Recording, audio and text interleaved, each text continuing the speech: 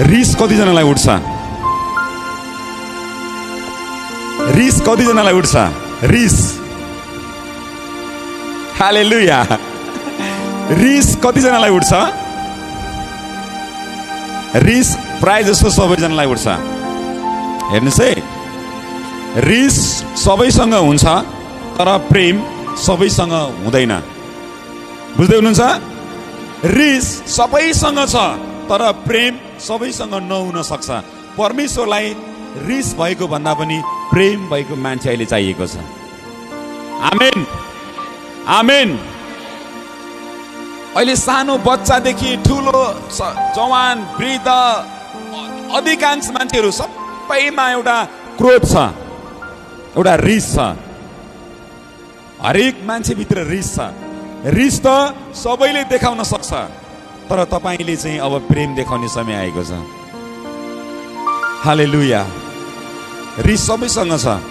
हरेक मान्छे भइसकेपछि रिस सबैसँग हुन्छ। तर परमेश्वरको जनहरू, तपाईँ र मैले रिस देखाउने होइन, तपाईँ र म भित्रबाट प्रेम देखिन जरुरी छ। आमेन, आमेन, आमेन।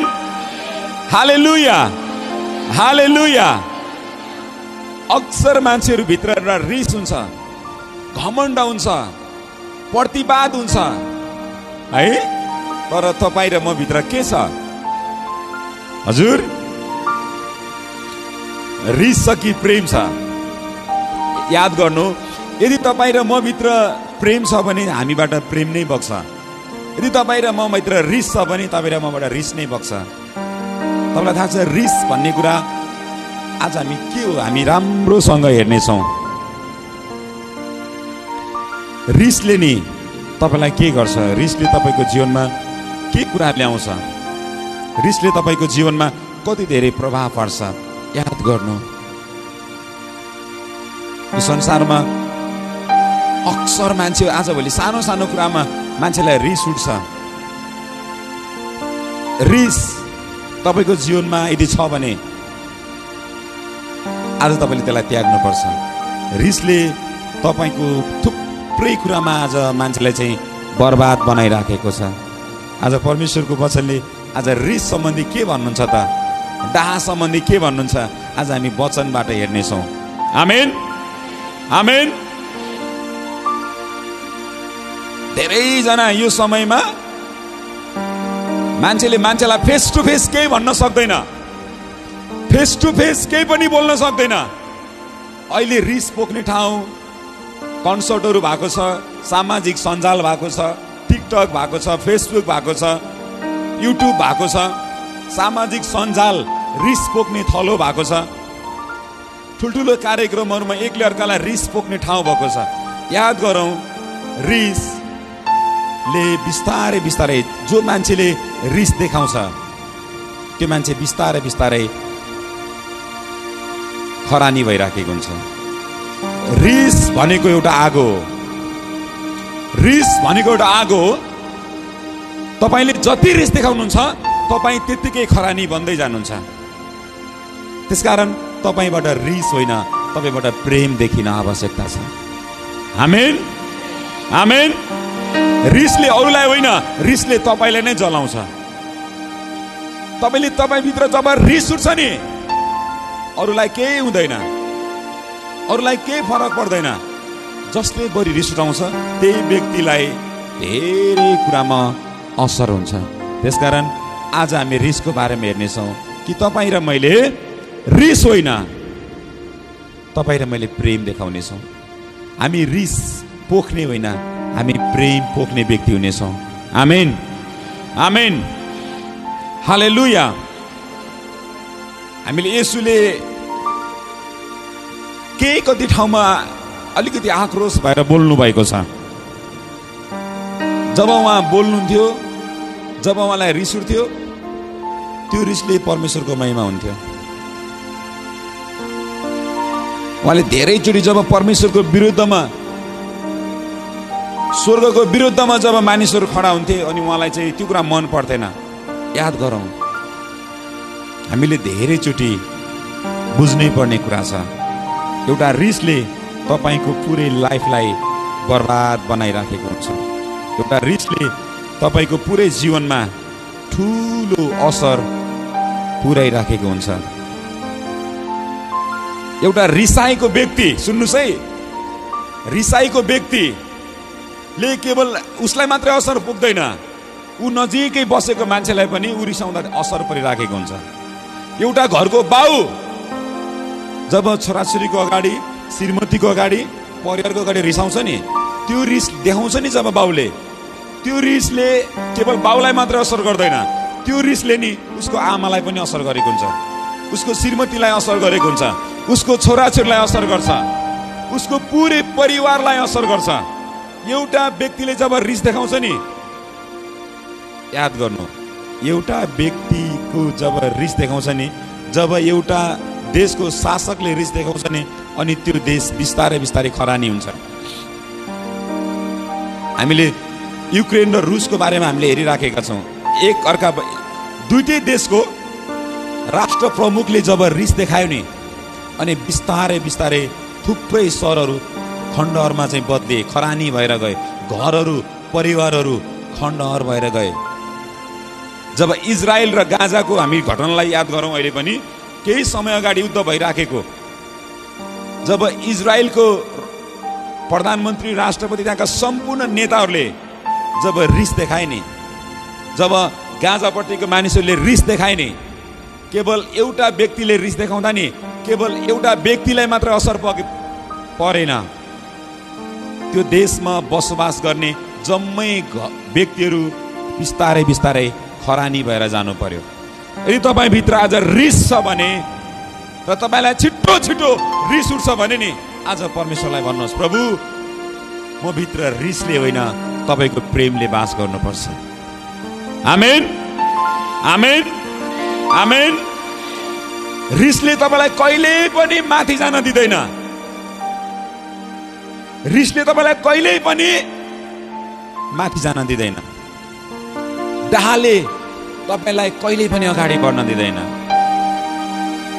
त्यसै कारण तपाईँलाई म भन्न चाहन्छु, रिस पोख्ने व्यक्ति होइन, प्रेम पोख्ने व्यक्ति बन्नुहोस्। आमेन, हालेलुया, हालेलुया, हालेलुया। आज रिसको बारेमा बाइबलले हामीलाई के भन्छ त? हामी बाइबलबाट पनि हेर्नेछौँ। हितोपदेशको पुस्तक 29को 22 पदले भन्छ, के भन्छ त्यहाँनिर पढ्नुहोस् त, एकजनाले पढ्नुहोस् त के भन्छ। हितोपदेशको पुस्तक 29को 22 पदले के भन्छ?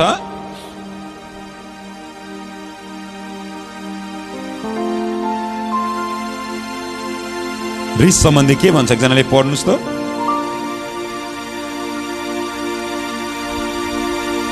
भेटाउनु भएन? पढ्नुहोस् त।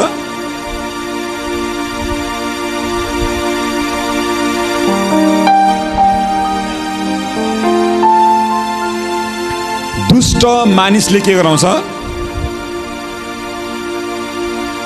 कलह मचाउँछ।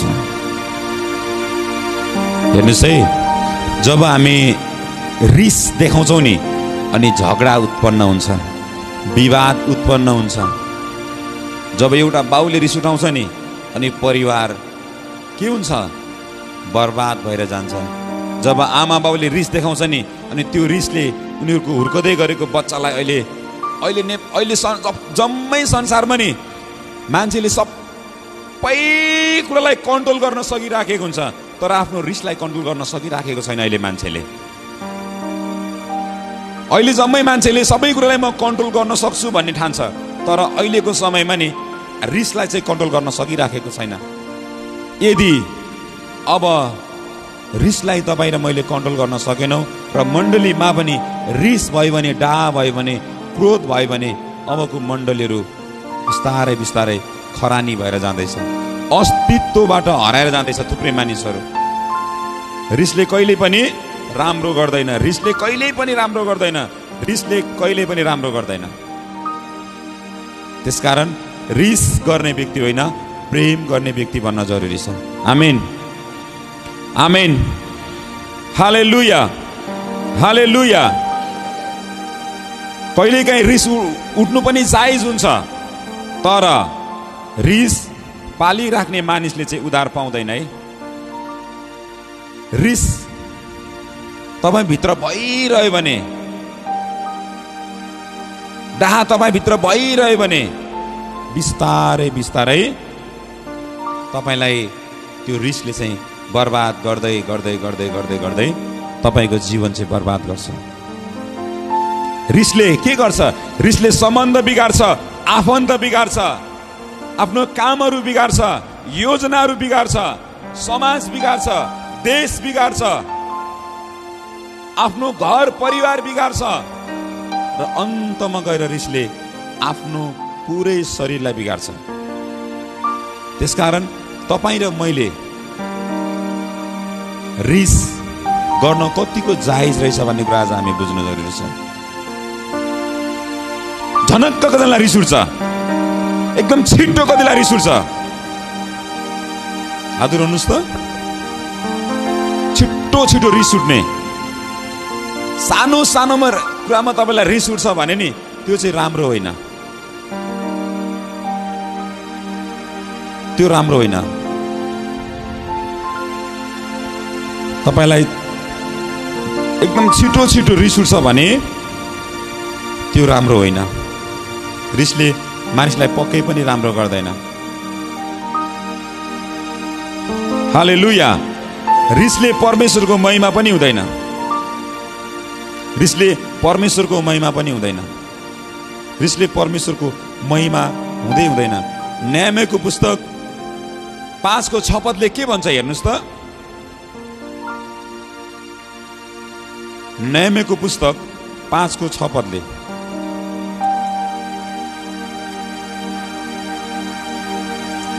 हामी आज वचनबाट, स्पेशल वचनबाट हेर्नेछौँ। एकजनाले पढ्नुहोस् त।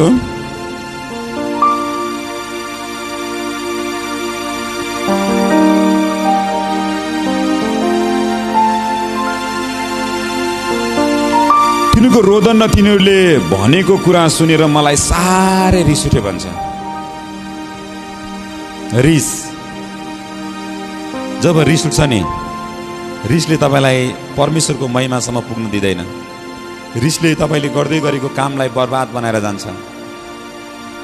तपाईँले धेरै रिस उठाउनु हुनुहुन्छ भने, तपाईँले धेरै रिस उठाउनुहुन्छ भने तपाईँको स्वास्थ्य पनि राम्रो हुँदैन। तपाईँ धेरै रिस उठाउनुहुन्छ भने तपाईँलाई तपाईँको परिवारले पनि राम्रो मान्दैन। धेरै रिस उठाउने बाउ छ भने बच्चा बच्ची सानो हुँदा त राम्रै मान्ला, तर ठुलो हुँदै गयो भने त्यो बाउ बच्चा बच्चीको लागि सबैभन्दा ठुलो राक्षसको रूपमा बच्चा बच्चीले चिन्छन्। मेरो बाउ त राक्षस जस्तो छ, यति रिस उठाउँछ भन्छ। तपाईँको बच्चा सानो भए पनि जब तपाईँले धेरै रिस उठाउनुहुन्छ नि, तपाईँको नजिक पर्न मान्दैनन् बच्चा बच्चीहरू, छोराछोरीहरू। त्यसकारण रिस देखाउने होइन, तपाईँले प्रेम देखाउनु पर्छ। अब आमेन। हामी धेरैचोटि श्रीमतीसँग पनि रिस देखाउँछौँ। श्रीमतीलाई प्राय दास, श्रीमतीलाई प्राय घरमा काम गर्न ल्याएको नोकर जस्तो अधिकांश थुप्रै समाजहरूमा त्यो छ। श्रीमतीलाई गर्ने व्यवहार चाहिँ पुरै रिसै रिस, रिसै रिस। रिसले संसार जित्दैन, संसार जित्ने भनेको प्रेमले हो। आमेन, आमेन। रिसले, तपाईँले रिस देखाउनु भयो भने तपाईँ आफै भित्र हार्नुहुन्छ, आफै बर्बाद हुनुहुन्छ, आफै जल्नुहुन्छ, आफै डिस्करेज भएर जानुहुन्छ। जुन दिन तपाईँभित्र प्रेम हुन्छ नि, अनि बिस्तारै बिस्तारै बाइबलको वचनले भन्छ प्रेमले असङ्ख्य पापहरू ढाक्छ। आमेन, आमेन। धेरैचोटि अलिकति मान्छे केही कुरामा सेट हुने बित्तिकै के हुन्छ, घमण्डले फुल्छ। ठुलो मान्छे बन्नु, तर ठुलो कहिले पनि नबन्नु। ज्ञानी बन्नुहोस्, बुद्धिमान बन्नुहोस्, असल बन्नुहोस्, राम्रो मान्छे बन्नुहोस्, ठुलो मान्छे बन्नुहोस्, तर ठुलो कहिल्यै पनि नबन्नुहोस्। घमण्डले कहिल्यै पनि नफुल्नुहोस्। धेरैजना मान्छे अलिकति केही पहिलाको पोजिसनबाट अलिकति राम्रो हुने बित्तिकै घमण्डले फुल्न थाल्छन्, रिस देखाउन थाल्छन्। त्यो गरेर हुँदैन।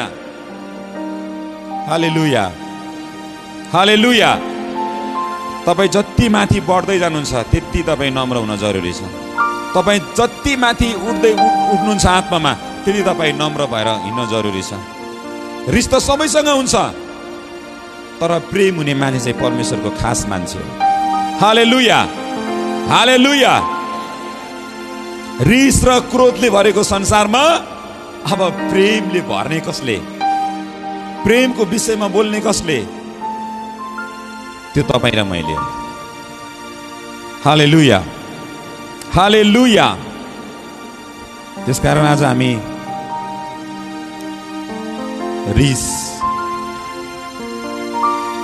रिस कसलाई देखाउँछ? मान्छेले कसलाई देखाउँछ? रिस प्राय जस्तो रिस नि मान्छेले आफूभन्दा कमजोरलाई देखाउन थाल्छ। रिस अक्सर यो संसारमा रिस जब तपाईँले आफूभन्दा कमजोर सोच्नुहुन्छ नि, अनि बल्ल तपाईँले रिस देखाउनुहुन्छ। तपाईँभन्दा ठुलो सोच्यो भने तपाईँ रिस देखाउनु सक्नुहुन्न। तपाईँले सानो सोचेर रिस देखाउनु भनेको हेप्नु हो, कमजोर सोच्नु हो। यसले के गर्न सक्छ र मैले जे गरे पनि भनेर भन्नु हो। रिस देखाउनु भनेको हेप्नु हो। रिस देखाउनु भनेको उसलाई तैँले तेरो क्षमता के नै छ र मलाई तैँले के गर्न सक्छस्, तेरो औकात के छ भनेर उसलाई हेप्नु हो। रिस देखाउनु भनेको नि उसलाई तेरो के छ र तेरो के क्षमता छ भन्नु हो। रिस आफूभन्दा शक्तिशाली मान्छेलाई देखाउन सक्दैन। मान्छेले रिस आफूभन्दा धनी मान्छेलाई देखाउन सक्दैन। रिस आफूभन्दा बलियोलाई देखाउन सक्दैन। रिस आफूभन्दा बुद्धिमानलाई देखाउन सक्दैन। रिस आफूभन्दा ट्यालेन्ट मान्छेको अगाडि रिस देखाउन सक्दैन। जसले पनि रिस देखाउँछ नि तपाईँलाई हेपेर, तपाईँलाई केही नसोचेर, तैँले तेरो के औकात छ र मलाई के गर्न सक्छस् र तेरो हैसियत के छ र भनेर तपाईँलाई हेपेर देखाउँछ मान्छेले रिस।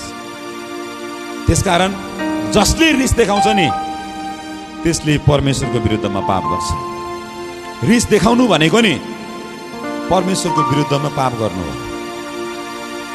रिस देखाउनु भनेको तेरो के क्षमता, तेरो पावर के छ र तैँले मलाई के गर्न सक्छस्, तेरो औकात के छ र भनेर हेपेको। बाइबलको वचनले भन्छ जसको कोही छैन त्यसको परमेश्वर हुनुहुन्छ। आमेन, आमेन, आमेन।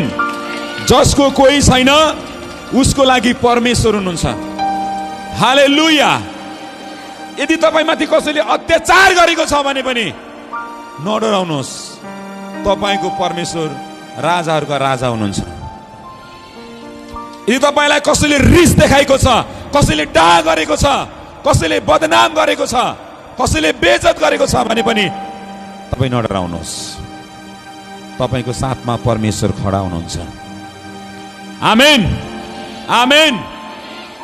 तपाईको पावर छैन, तपाईको धन छैन, तपाईको सम्पत्ति छैन, तपाईको चिने जानेको कोही मान्छे छैन, तपाईको धनी आफन्त छैन, तपाईको बिजनेस छैन, तपाईको व्यापार छैन, तपाईको जग्गा छैन, तपाईको घर छैन भनेर कसैले तपाईँलाई रिस देखाउँछ र पोख्छ भने नि केही नगर्नुहोला, बन्द कोठामा गएर घुँडा टेकेर प्रार्थना गर्नुहोला। परमेश्वरले अच्छा खतरा लडाउन सक्ने उहाँसँग ताकत छ। आमेन, आमेन। जब गोलियातले रिस देखायो कसको अगाडि? कसको अगाडि? इजरायलीको अगाडि। जब गोलियातले के गर्यो? रिस देखायो, घमण्डले फुल्यो। तिमीले तिम्रो पावर खोइ, तेरा परमेश्वरले के गर्न सक्छन् मलाई, ल गरेर देखाउन भन्यो। कसले? गोलियातले घमण्डको साथ भने तेरो औकात के छ? ए इजरायलीहरू, तेरो औकात के छ? तेरो परमेश्वर खोइ, देखा पावर, तिमीले के गर्न सक्छौ भनेर जब उसले रिस देखायो, परमेश्वरले एकजना व्यक्तिलाई पठाउनु भयो। परमेश्वरले एकजना व्यक्तिलाई पठाउनु भयो जो सबैबाट हेपेको, आफ्नै दाजुभाइले पनि त गोठालो होइन भनेर भनेको व्यक्ति। गोठालाहरू कस्तो हुन्छ? फोहोर हुन्छ, खुट्टाहरू कति धेरै नङहरू लामो हुन्छ, कपाल झिङटिङ्ग परेको हुन्छ, कपडाहरू झुत्रो मैलो हुन्छ, हेर्दाखेरि नपत्याउने टाइपको, अलिअलि शरीरबाट गन्न आइराखेको, बास आइराखेको, त्यस्तो मान्छेलाई गोलियातको अगाडि परमेश्वरले पठाउनुहुन्छ। जहाँ त्यो धेरै चुरीफुरी गरेको छ त्यसको अगाडि भएर खडा हो। हालेलुया। जब परमेश्वरले भन्नुभयो कसलाई? दाउदलाई। दाउद अगाडि सरासर जान्छ अनि हेर्छ त के गर्न आएको भनेर भन्छ होला सायद। तैँले के गर्न सक्छस् त जा भन्छ। अनि परमेश्वरले नि